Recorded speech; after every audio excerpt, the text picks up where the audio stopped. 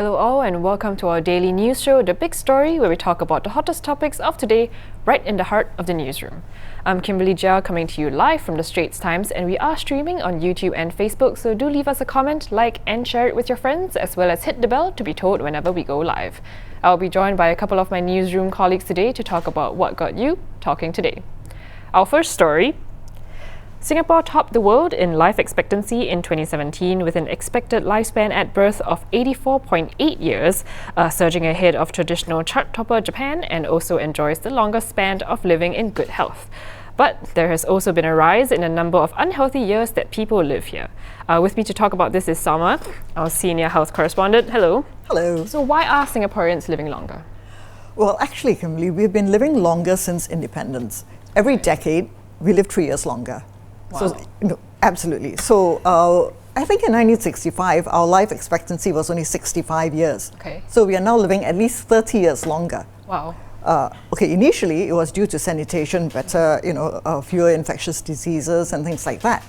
But I would say over the last decade or two, it's more healthier living, good healthcare. We catch diseases early, Right. We treat them early. So for example, if you've got diabetes and you treat it early, you don't get complications. And all that helps to prolong life. Right. In fact, did you know we have over 1,200 people who are over 100 years old in Singapore alone? No, I had no idea. Amazing, isn't it? Yeah, it is. Yeah. So you'd say it's an advancement in medicine. That, as well as people realizing that they need to do something to be healthier, to live longer. Right. But again, living longer is not everything. It's the quality that's more important than the quantity of life. Yes. And you did mention earlier that we're also living longer, healthier lives. And that's true. But unfortunately, the latest report shows that our unhealthy years has also grown. Okay. In 1990, we had about 9 years of unhealthy life. Okay. 2017, it was 10.6 years, I think. Okay.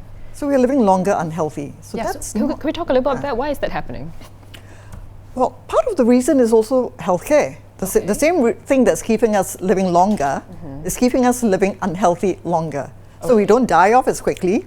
We have a problem. We are still alive. We live with it. Having said that, it's not altogether too bad.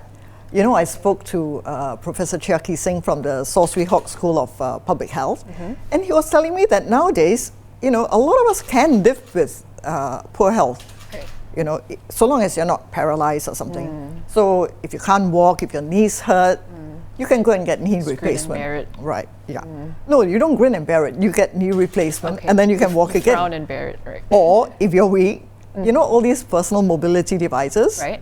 Right, you see a lot of old people going around, Yeah. with them, and they're still having a life. They're going to the market, they're going shopping, going on the MRT with it, and you see thousands of them out there. So these people are living what they call unhealthy years because they're not at the peak of health, but they're still having a good life. But is there anything we can do then, despite it being sort of a good life, about this unhealthy year situation? Yes. Unfortunately, the things that you can do, most people know about. Okay. Most people don't follow. Don't smoke, don't drink so much, don't take too much oil and salt and sugar, eat more fruit and veggie, exercise more. I mean, we all know that.